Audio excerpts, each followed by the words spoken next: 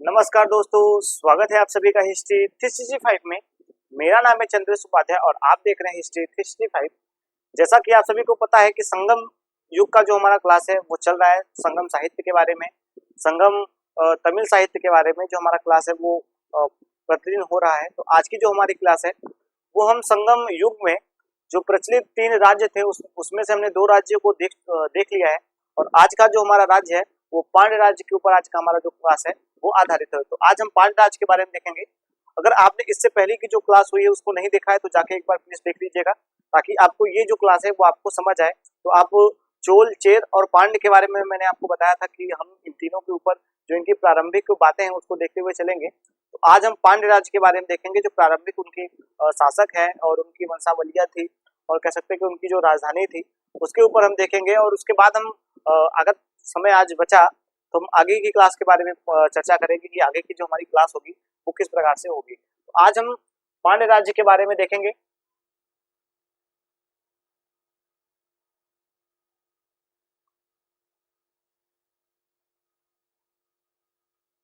पांड्य राज्य के बारे में देखेंगे।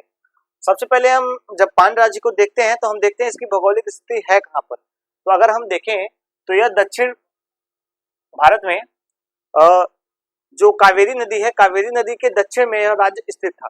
यानी कि यह राज्य कावेरी नदी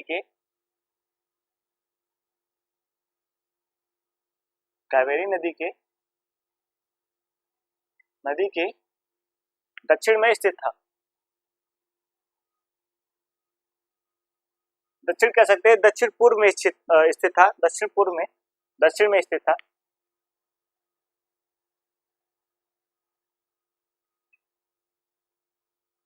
ठीक था। उसके बाद हम देखेंगे इसकी जो प्रारंभिक राजधानी हमें देखने को मिलती है।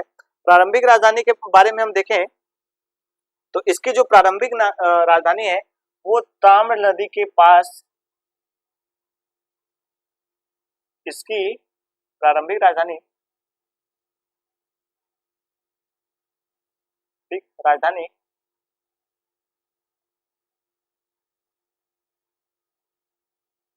एक ताम्र नदी है। ताम्र कड़ी का नाम इसका है ताम्रपड़ी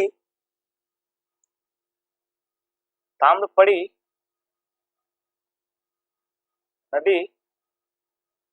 इसके पास यह इसका जो राजधानी था वो स्थित था। उसका जो नाम था वो कोरकई था। ताम्रपड़ी नदी के पास इसकी राजधानी कोरकई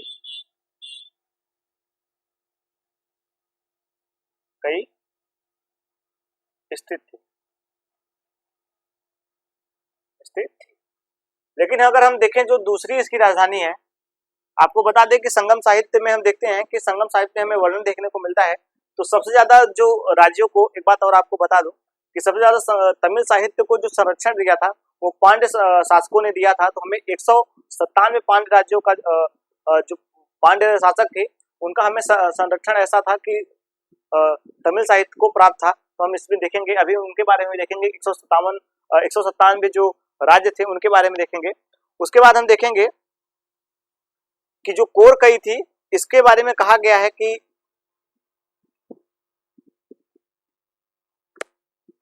और आपको बता दूं जो इसकी दूसरी राजधानी थी, इसकी दूसरी राजधानी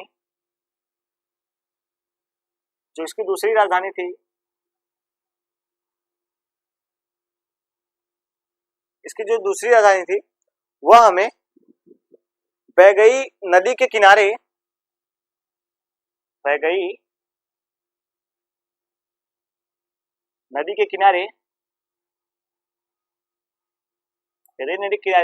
एक मदुरई नाम का जगह हमें देखने को मिलता है। मदुरई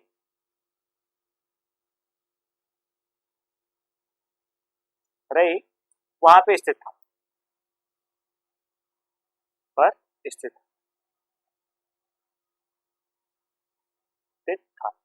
उसके बाद हम देखेंगे कि जो ताम्रपड़ी है, जो हमने देखा कोरकई को, कोरकई को हमें एक जगह है जहाँ पे हमें इसका वर्णन जो देखने को मिलता है, एक आप देखेंगे कि अज्ञात यूनानी का जो कह सकते हैं कि लेख हमें देखने को मिलता है पेरिप्लस द एरियन सी में, Periplus the Erythraean sea, the Erythraean सी,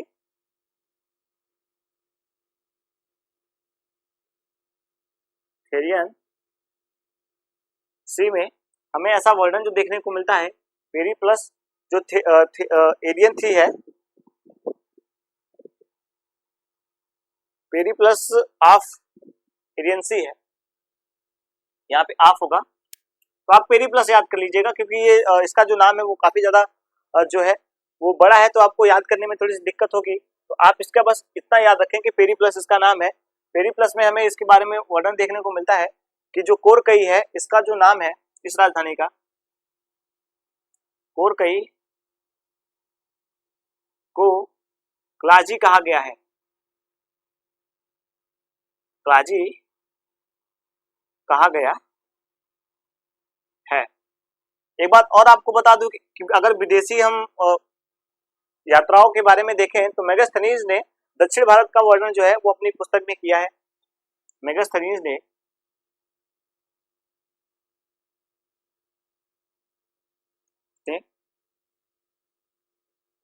दक्षिण भारत का वर्णन, भारत का वर्णन अपनी पुस्तक में किया है, पुस्तक में किया है।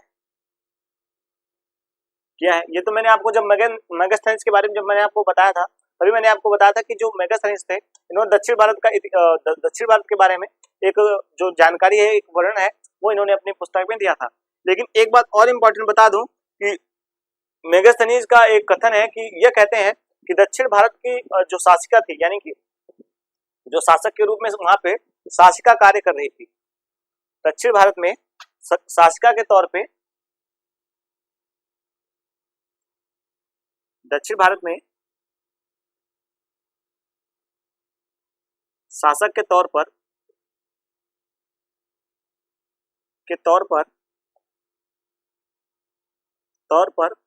शासिका काम कर रही थी,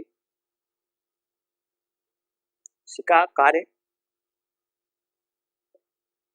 कर रही थी। और इसका जो हमें नाम देखने को मिलता है, आपको बता दें कि जो पांड्य राज्य का हमें वर्णन देखने को मिलता है उसमें हमें पांड्यकर्णी ऐसा करके नाम हमें देखने को मिलता है कि जो पांड्य राज्य में हेराक्लीस की पुत्री जो थी, हेराक्लीस की पांड्य राज्य में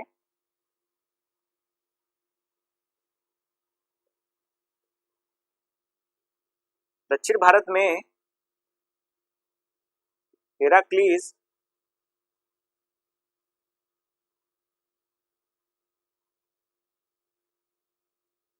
की पुत्री,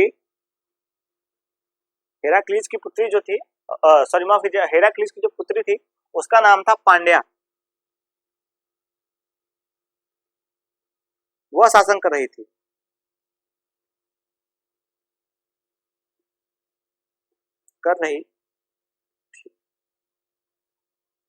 एक बात आपको और बता दो कि जो इनकी पुत्री थी, ऐसा मतलब मेगास्थनीज ने ऐसा वर्णन किया था कि जो दक्षिण भारत की जो उसमें शासिका के रूप में थी, इनका ऐसा विचार था कि जो दक्षिण भारत में शासक के रूप में जो कार्य करने वाली शासिका थी वही उस समय कार्य कर रही थी। हालांकि ऐसा हो सकता है कि जैसे कि आप जानते होंगे कि हमारे इतिहास में ऐसा हमें कई बार वर्णन देखने को मिला है कि जब जिस राज्य का जो शासक होता था, अगर वो किसी युद्ध में मारा जाता था या किसी रोग या किसी भी चीज से वो जख्मी हो जाता या मर जाता था, तो उसके बाद उसकी जो अवयस्क जो उसके पुत्र होते थे उसको संभालने के लिए उसकी जो माता होती थी वह शासिका के रूप में कार्य करती थी। तो ऐसा वर्णन हमें देखने को मिलता है कि हो सकता है कि उस समय यह जो व्यवस्थाएं थी उस समय प्रचलित में रही हो।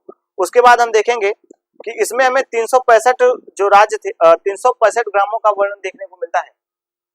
एक बात और आपको बता दूं कि पांड्य राज्य में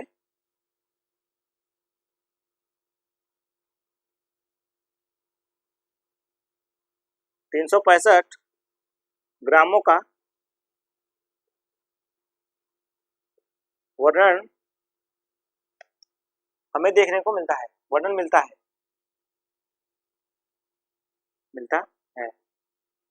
वर्णन मिलता है। तो इसका क्या मतलब होता है कि अगर आप मतलब अब जो ये गांव थे, ये अपना पर डे यानी कि हर दिन का जो कह सकते हैं कि जो वसूली का कर था वह अपने राजकोष में जमा करवा दिया करते हैं। यानी 365 दिन में यह अपने 365 जो राज्य थे वो अपना मतलब कह सकते हैं कि जो कर था उसको राजकोष में जमा करते थे।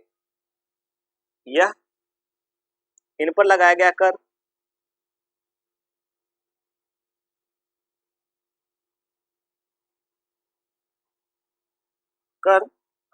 राजकोष में जमा करते थे।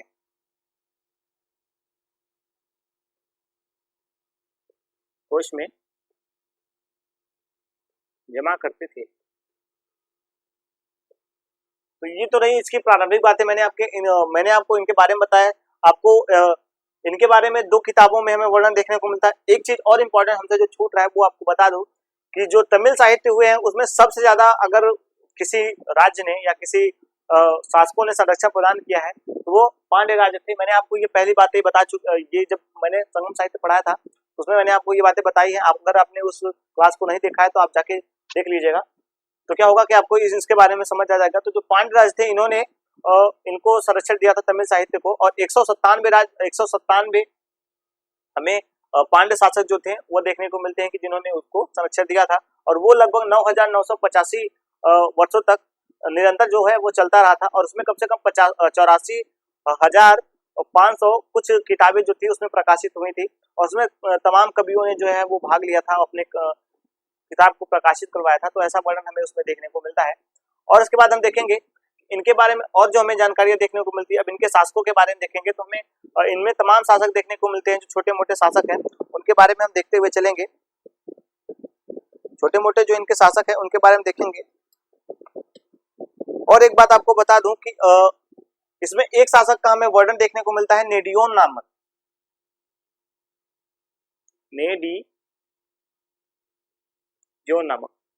नेडियोन के बारे में ऐसा कहा जाता है कि इन्होंने समुद्र पूजा को जो है वो विस्तार किया था। यानी कि समुद्र पूजा का जो प्रचलन है वो इन्होंने किया था। तो मैं यहाँ पे लिख देता हूं, इन्होंने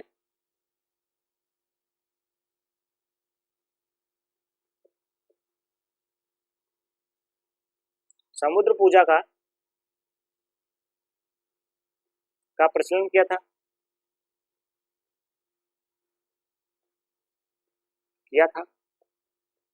इन्होंने समुद्र पूजा का प्रचलन किया था। और एक नदी थी पहरुली नदी। आपको एक बात और बता दूं कि इन्होंने पहरुली नदी के नामक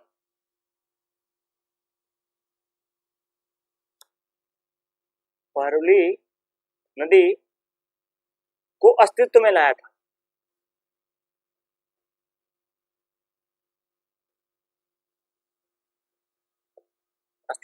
था। यानी कि उनको एक कह सकते हैं कि जो दर्जा था वो इन्होंने प्राप्त किया था, इनको दिया था। और उसके बाद हम देखते हैं कि इनका जो नेडियोन का मतलब होता है, नेडियोन शब्द का जो मतलब होता है वो यह होता है कि लंबा, यानी कि जो कह सकते हैं कि लंबा कद वाला इनको कहा जाता था। यहाँ पे मैं लिख देता हूं, नेडियोन का मतलब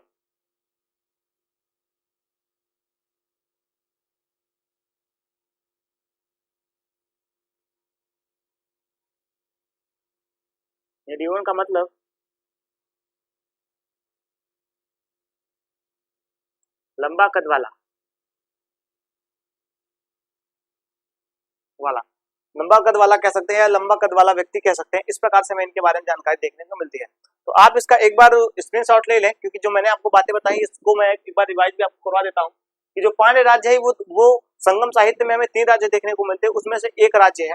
उसके बाद इसका जो राजधानी है वो हमें माफ कीजिएगा, ये जो स्थित था वो कावेरी नदी के किनारे दक्षिण में उसके स्थित था, दक्षिण पूर्व में स्थित था। ऐसा हमें इसके बारे में जो जानकारी है वो देखने को मिलती है। उसके बाद हम देखेंगे इसकी जो प्रारंभिक राजधानी थी वो हमें ताम्रपड़ी नदी थी, उसके किनारे कई नामक एक जगह था, वहां पे कोरकोई नामक एक जगह था, वहां पे ये स्थित था, इसका नाम था कोरकोई। और वहां पे ये राज्य इसकी जो राजधानी थी वो स्थित था। लेकिन इसकी जो दूसरी राजधानी थी वो वगै नदी के किनारे, वगै नदी के किनारे एक मदुरै नामक जगह था। यानी कि मदुरै अब आज भी देखेंगे तो आधुनिक भारत में भी मदुरै नामक जगह हमें देखने को मिल जाता है। वहां पे मदुरै के जगह पर ये स्थित था। उसके बाद हम देखेंगे इसके बारे में जो कोरकोई है यानी कि जो पहली राजधानी है, इसके बारे में हमें वर्णन देखने को मिलता है कि इसको एक अज्ञात यूनानी कह सकते हैं कि ग्रंथ है या कह सकते हैं किताब है, पुस्तक है, उसमें हमें इसके बारे में जानकारी देखने को मिलती है। और करई को क्लाजी कहा जाता है, यानी कि इसका नाम जो इसका वर्णन हमें देखने को मिलता है वो क्लाजी देखने को मिलता है। मेगास्थनीज ने भी यहाँ का वर्णन किया, यानी दक्षिण भारत के इतिहास में आप देखेंगे कि मेगास्थनीज ने भी यहाँ के बारे में वर्णन किया है। उन्होंने बताया है कि यहाँ की जो शासिका थी, यहाँ के जो शासक के रूप में जो कर रही थी कार्य, वो एक शासिका थी। और दक्षिण भारत में हेराक्लीज की जो पुत्री थी, यानी कि पांड्य राज्य में जो हेराक्लीज की पुत्री थी पांड्या, वो उस समय शासन वहां पे कर रही थी। और एक बात आपको बता दूं कि यहाँ पे 365 राज्यों का कैसे सॉरी माफ कीजिएगा 365 ग्रामों का हमें वर्णन देखने को मिलता है। और ऐसा कहा जाता है कि वो अपना निरंतर जो कह सकते हैं कि कर का जो उनके ऊपर रकम लगाया गया था, यानी उनके जो कर की रकम होती थी उसको वो राजकोष में अपने जमा करवा दिया करते थे। उसके बाद हमें एक निडियोन नामक एक शासक का नाम देखने को मिलता है, जिसने समुद्र की पूजा करवाई थी, यानी कि समुद्र का जो पूजा है उसका प्रचलन जो था उसको करवाया था। और उसके बाद पहरुली नदी को जो अस्तित्व है उसको अस्तित्व में लाने का जो है वो प्रयास इन्होंने किया था। उसके बाद आपको बता दूं कि नेडियोन नामक शब्द का जो अर्थ होता है, उसका अर्थ होता है कि कद से लंबा, यानी कद लंबा कद वाला, यानी कि जो लंबा कद वाला होता है उसका नाम नेडियोन कहा जाता है। तो इनको ऐसा इनके बारे में जानकारी देखने को मिलती है। तो आप इसका एक बार स्क्रीनशॉट ले लें और मैं इसके बारे में आगे आपको बताता हुआ चलूंगा, तो आप देख लीजिएगा इसको, ठीक है। और आप इसके नोट जरूर बना लीजिए क्योंकि ये काफी इंपॉर्टेंट चीजें मैं आपको जो है वो प्रोवाइड कराता हुआ चल रहा हूँ।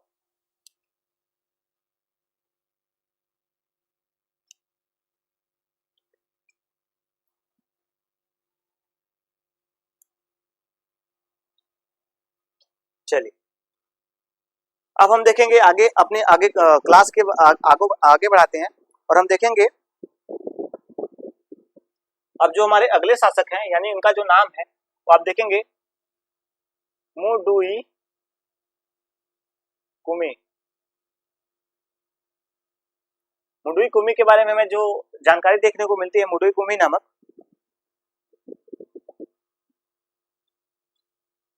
इनके बारे में जो हमें वर्णन देखने को मिलता है वो इस प्रकार से है कि यह पांड्य शासक के आप देखेंगे कि जो वसायल नामक एक उपाधि है इन्होंने धारण की थी। इन्होंने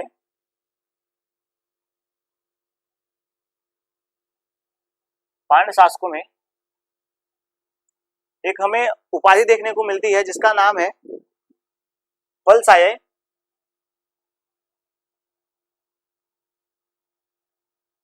लय की उपाधि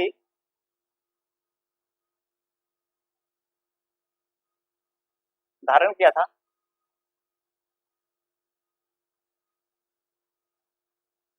या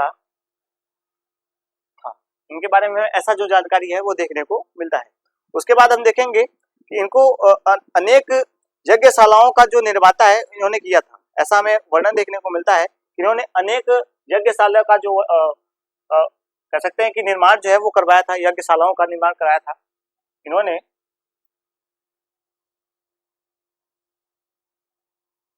अनेक यज्ञशालाओं का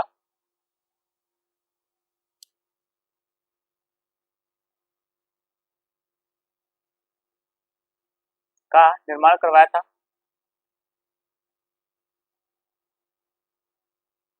कराया था। तो इस प्रकार से हम देखेंगे कि इनके बारे में जो हमें जानकारी मिलती है वो थोड़ी बहुत देखने को मिलती है। उसके बाद हम देखेंगे नेडू लेजियन का के बारे में, नेडू लेजियन के बारे में।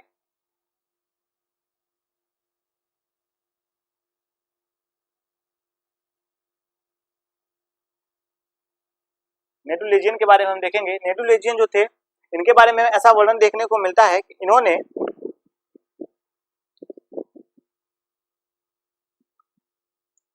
तयाल गानम इन्होंने तैयाल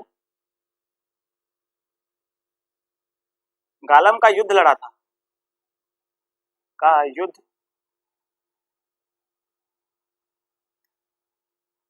लड़ा था। इन्होंने तैयाल गालम का युद्ध लड़ा था और इस युद्ध को जीता था।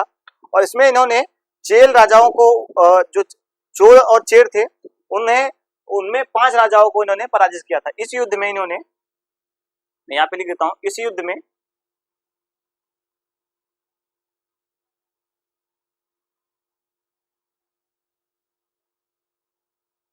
इन्होंने चेल और चोर,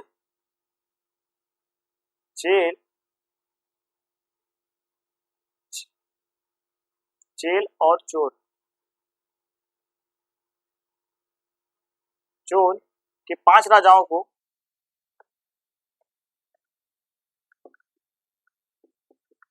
को पराजित किया था, जीत किया था।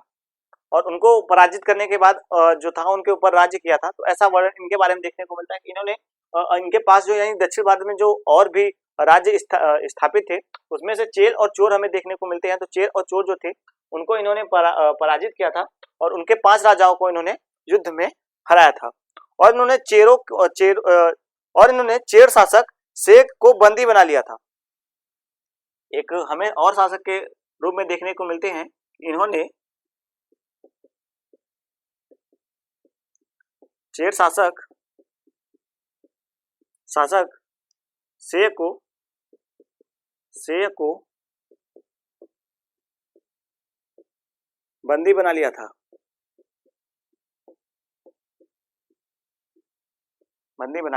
तो इनके बारे में हमें ये भी वर्णन देखने को मिलता है कि इन्होंने चेल शासक को बंदी बना लिया था। और इस युद्ध का वर्णन जो है वो हमें मदुरै काची में देखने को मिलता है। इस युद्ध का जो वर्णन है, इस युद्ध का वर्णन हमें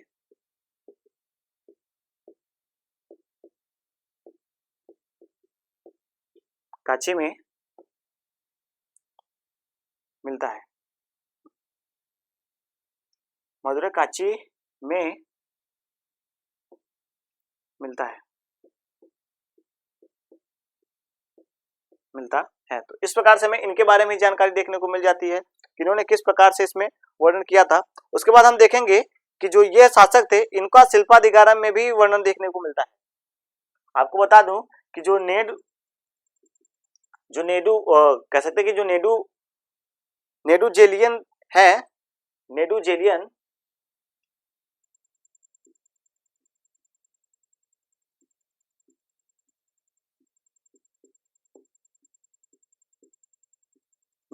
जो है इनका वर्णन हमें शिल्पाधिकारम में देखने को मिलता है।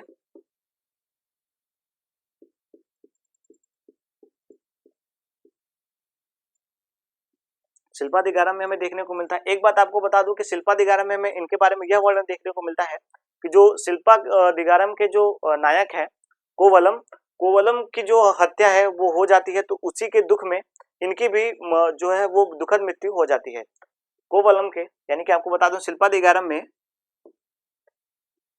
कोवलम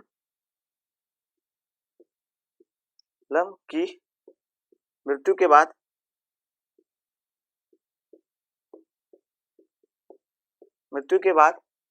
कोवलम की मृत्यु के बाद इनकी भी इस दुख में मृत्यु हो जाती है।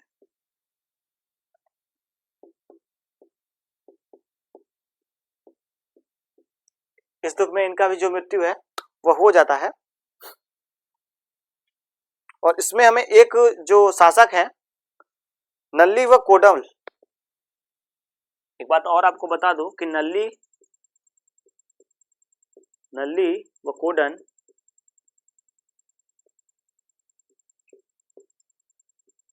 नल्ली जो कोडवन है ये हमें ज्ञात तमिल उस समय के यानी कि जो संगम साहित्य हमें देखने को मिलता है उसमें उसके ज्ञात हमें यह अंतिम शासक के रूप में यह देखने को मिलते हैं। अंतिम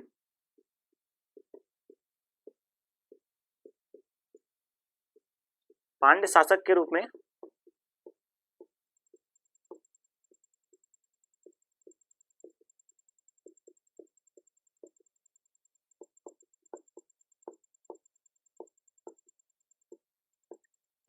अंतिम शासक के रूप में हमें अंतिम पांड्य शासक के रूप में यह हमें देखने को मिल जाते हैं।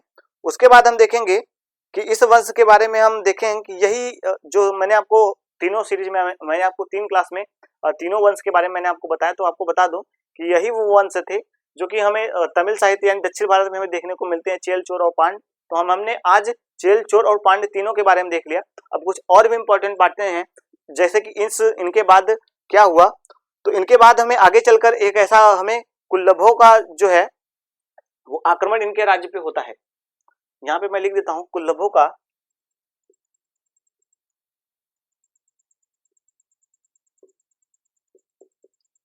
कुल्लभों का आक्रमण इनके राज्य पर होता है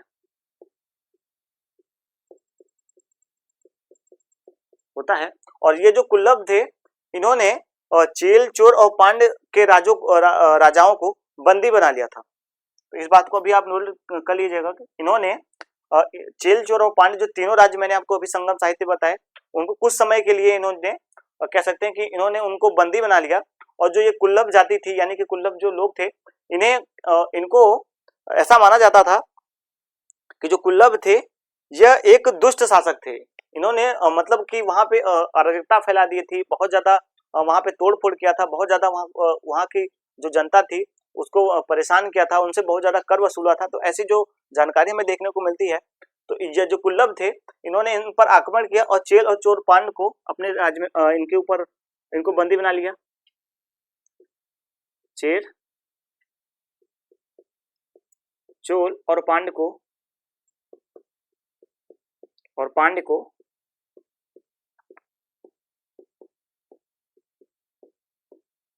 बंदी बना लिया, ठीक है। और कुछ समय तक इन्होंने इस यहाँ पे जो है वो कह सकते हैं कि राज्य जो है वो किया था। और इन्हें दुष्ट शासक के रूप में जाना जाता है। इन्हें दक्षिण भारत में कुल्लभों को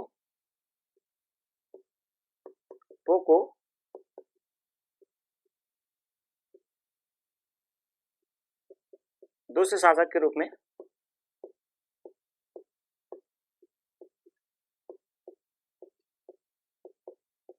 जाना जाता है। लेकिन फिर बाद में इन कुल्लभों को यानी कि इनको जो है वह चेल, चोर और पांड्य के कुछ ऐसे शासक आते हैं, ऐसे कुछ शासक जो है वो जन्म लेते हैं जो इनको पराजित करते हैं और इनको फिर से दक्षिण भारत को फिर से इनके प्रभाव से जो है वो मुक्त कराते हैं। हालांकि कुछ टाइम के लिए इन्होंने इनके राज्य को बहुत ज्यादा प्रभावित कर दिया था और इनके बारे में वर्णन देखने को मिलता है कि इन्होंने काफी उपद्रव जो था वहां पे फैला रखा था और काफी ज्यादा अराजकता थी जो उसको फैला रखा था। उनके बारे में हमें ये भी सारी जानकारी जो है वो देखने को मिल जाती है। उसके बाद हम देखते हैं कि जो चेल और चोर और पांड्य है, इनके बारे में हमें जो क्रमशिक जानकारी है यहीं तक, इनके बारे में प्रारंभिक जानकारी जो है वो यहीं तक हमारा होता है। उसके बाद हम आगे की क्लास में और सारी बातों को देखेंगे। लेकिन एक बात और आपको बता दूं कि जो अब हम इनके थोड़े से शासन व्यवस्था को देखेंगे कि शासन व्यवस्था इनका किस प्रकार से था और सबसे बड़ा इसमें जो था वो कौन था और बाकी की जो चीजें हैं उसके बारे में हम देखेंगे। तो आप इसका स्क्रीनशॉट ले लें ताकि मैं इसको एक बार साफ करके फिर से आपको शासन व्यवस्था के बारे में समझा सकूं।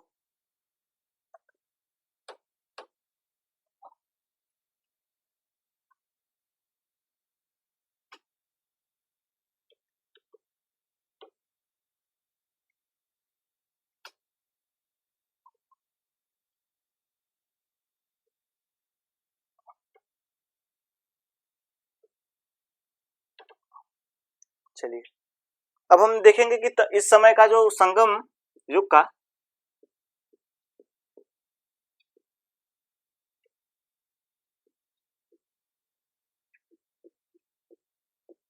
का शासन व्यवस्था,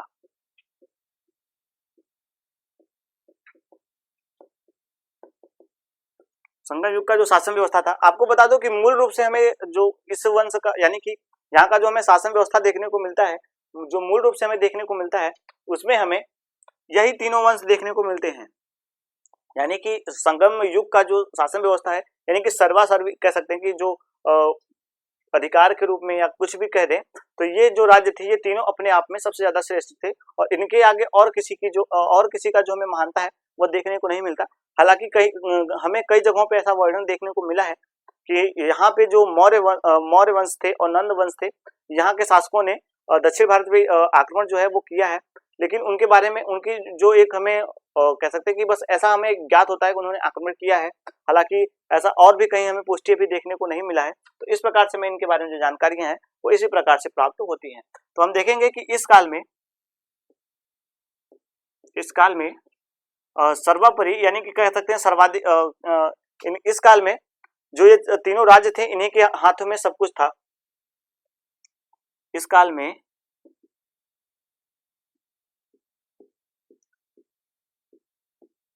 यही तीनों राज्य विद्यमान थे,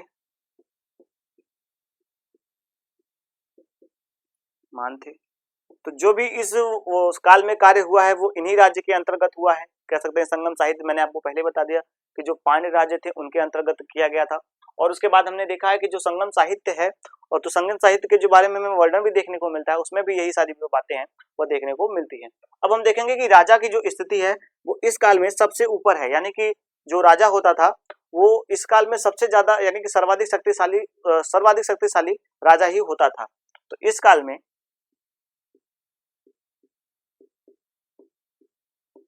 सर्वाधिक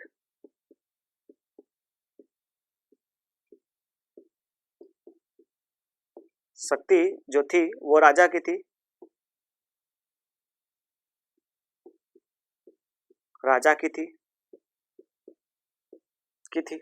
और एक बात आपको राजा के बारे में बता दूं, तो जो राजा होता था इसका जो वो कह सकते हैं कि शासन व्यवस्था थी वो वंशानुगत थी, यानी कि वंश के आधार पे होता था कि पहले राजा होता था तो अगर उसका पुत्र हुआ तो पुत्र यानी कि जो युवराज था उसका वह राज्य करता था इनके ऊपर, यानी कि इनके शासक के ऊपर वह राज्य करता था। तो इसके बारे में हमें वर्णन देखने को मिलता है।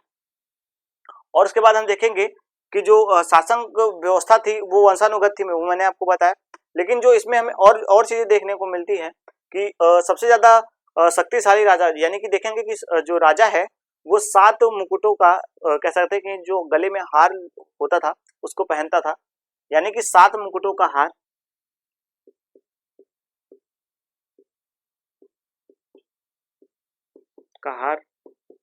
अगर आपने मेरी पीछे की क्लास देखी है तो आप बताइएगा जरूर कि जो 7 मुकुटों का हार था ये कौन सा राजा जो था वो पहनता था। तो आप मुझको जरूर बताइएगा, क्योंकि कल की क्लास में मैंने ये बात आपको बताई है। अगर आपने उस क्लास को देखा है तो एक बार जरूर से जरूर इसको कमेंट करके बताने का प्रयास जरूर कीजिएगा कि 7 मुकुटों का हार जो था वो कौन सा राजा पहनता था। तो आप मुझे जरूर बताइएगा। 7 मुकुटों का हार राजा धारण करता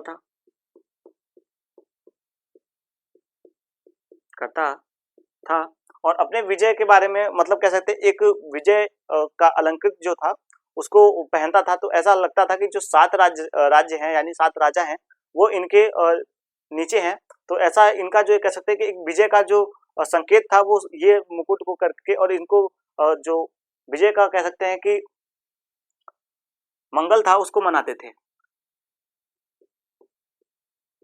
विजय का उत्सव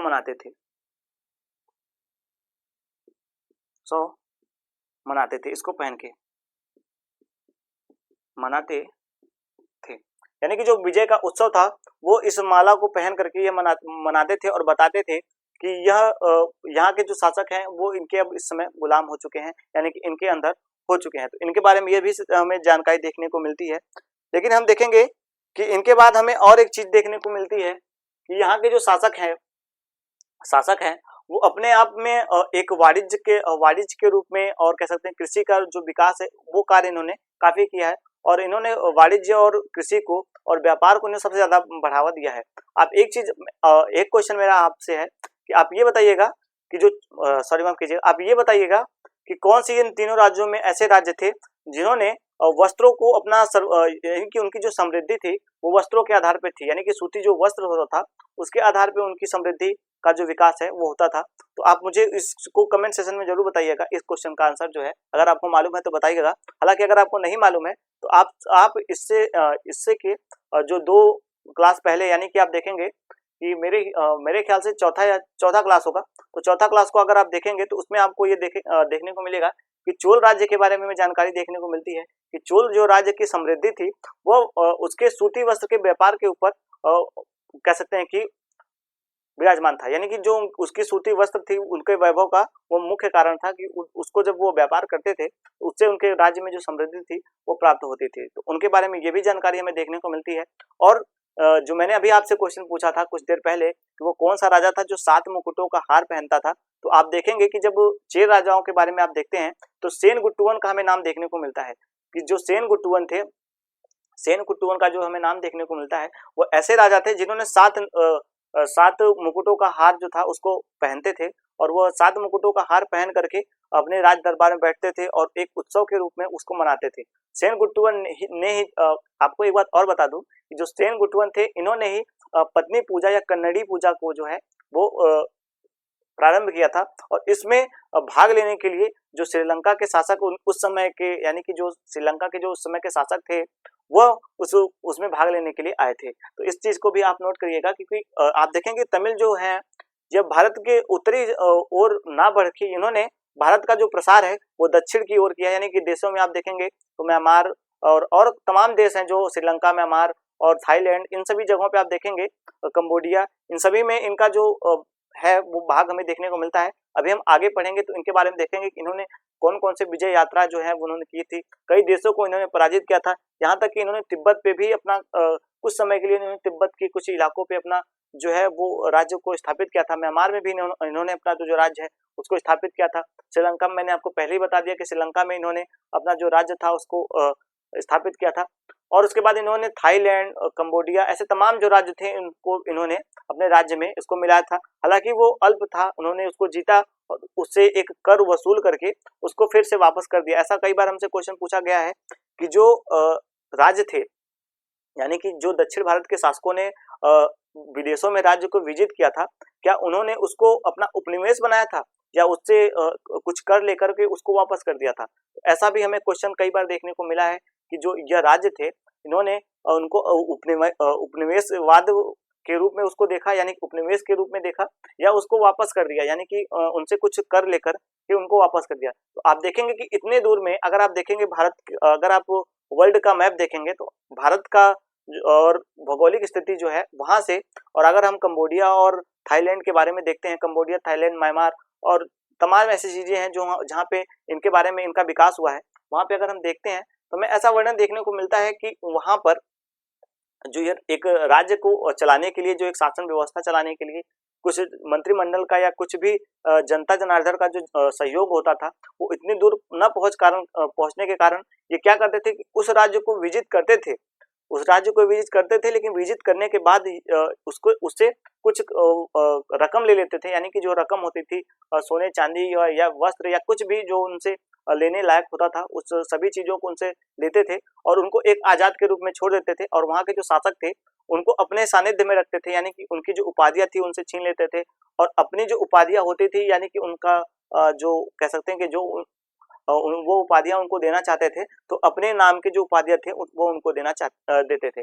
आज भी देखेंगे, अगर हम आधुनिकता में भी देखें तो हमें तमाम ऐसे विदेशों में जो वहाँ के शासक हैं उनमें हमें ज्यादातर नाम जो देखने को मिलते हैं वो भारतीय नाम देखने को मिलते हैं। वो इस कारण कि इन्होंने, यानी कि जो दक्षिण भारत के हमारे शासक थे, इन्होंने उन पर युद्ध किया और उनको जीता, यानी कि आप देखेंगे इनकी जो नौसेना थी वो काफी ज्यादा मजबूत थी। आप देखेंगे कि जो पांड्य राज्य है, पांड्य राज्य के पहले हम देखेंगे चोल राज्यों के बारे में, तो चोल राज्यों का सबसे ज्यादा हमें नौसेना जो है वो हमें विकसित देखने को मिलता है। चोल नौसेना ऐसी थी, इन्होंने कंबोडिया, थाईलैंड, म्यांमार और तमाम ऐसे जो जगह थे, यानी कि श्रीलंका, इसको तक को इन्होंने विजिट कर लिया था और 50-50 वर्षों तक इन्होंने उसका जो शासन काल है जो उस पे शासन था वो इन्होंने किया था, यानी कि 50-50 साल तक इन्होंने श्रीलंका पे शासन किया था, कभी पूरी श्रीलंका, कभी आधी श्रीलंका, और उससे यह एक उपनिवेश करते, यानी कि उपनिवेश के रूप में इन्होंने नहीं लिया था और उनसे कुछ धनराशि उनसे ले लिया करते थे और उन्हें स्वतंत्र छोड़ दिया करते थे और उनको अपने सानिध्य में, यानी कि फिर जब वहाँ पे कुछ सामंत या कुछ ऐसी चीजें होती थी, एक्टिविटी होती थी जो विद्रोह का कारण बनती थी, तो यहाँ के शासक फिर से वहाँ पे जाते थे और उन विद्रोहों को दबाते थे और फिर से वहाँ से कुछ लेकर के वापस आ जाते थे और 1 साल का जो कर था वो उन्होंने उनके आधार पर उसमें बांध दिया था कि आप हमको साल का जो इतना कर है यहाँ से आपसे वसूली होती है, तो इसका आधा जो राशि है वो हमारे राज्य में आप पहुंचाएंगे, यहाँ की जो सुख सुविधाएं हैं जो हमारे राज्य में नहीं होती है वो आप वहां से लाके यहाँ पे पहुंचाएंगे। तो इस कारण से हम देखेंगे कि जो दक्षिण भारत की कह सकते हैं समृद्धि है वो उनका कारण एक बन गया था कि उन्होंने वहां के राज्यों को जीता था और उसके बाद जीतने के बाद उनको एक स्वतंत्र रूप में उन्होंने छोड़ दिया था और उससे कुछ जो उपनिवेश के कुछ धनराशि थी वो उन्होंने लिया था और उनको ऐसे छोड़ दिया था। आप अगर यूपीएससी का ये क्वेश्चन है कि जो यूपीएससी आपको पता है कि जो क्वेश्चन पूछता है वो कभी डायरेक्ट नहीं पूछता, वो इनडायरेक्टली पूछता है। तो आपसे ऐसे क्वेश्चन बनते हैं कि क्या जो यह राज्य थे, यानी कि जो तीनों राज्य थे, इन्होंने जो विदेशों को जीता था तो क्या उसको अपना उपनिवेश बनाया था, यानी कि उपनिवेश बनाया था, ऐसा क्वेश्चन जो है इसकी पुष्टि कीजिए, ऐसा वर्णन हमें इसमें देखने को मिलता है। तो आप इसको एक बार जरूर से जरूर राइटिंग करने का प्रयास कीजिएगा। अपनी जो थॉट्स हैं जो मैंने अभी आपको बताए कुछ चीजें उसको जोड़ करके कुछ आप अगर किताब आपने पढ़ी है तो उस किताब के आधार पर आप इसको जरूर एक बार अंकन करने का प्रयास करें, क्योंकि ये जो ऐसे कुछ क्वेश्चंस हैं जो यूपीएससी हमसे पूछता है तो आपको इस चीज को आपको ध्यान में रखना है। तो आज की क्लास को हम यहीं तक रखेंगे। अब हमारी एक क्लास इस पे और आधारित होगी, तो हम इसके जो कह सकते हैं कि इनके जो सामाजिक रीति रिवाज थे, इनके यहाँ के नागरिक यानी वाणिज्य जो था, व्यापार था, शिक्षा था, जो यहाँ पे नृत्य थे, ग्रंथ थे, ग्रंथों के बारे में तो हमने सबसे पहले देख लिया था, तो इनके बारे में एक बार फिर जो ये सब बातें हैं वो हम अपनी आगे की क्लास में देखेंगे। तो आज की क्लास हम यहीं तक रखते हैं, चलते हैं। जय हिंद। अगर क्लास पसंद आए तो लाइक करें, शेयर करें, कमेंट करें और अपने दोस्तों के साथ जरूर से जरूर शेयर कर लें।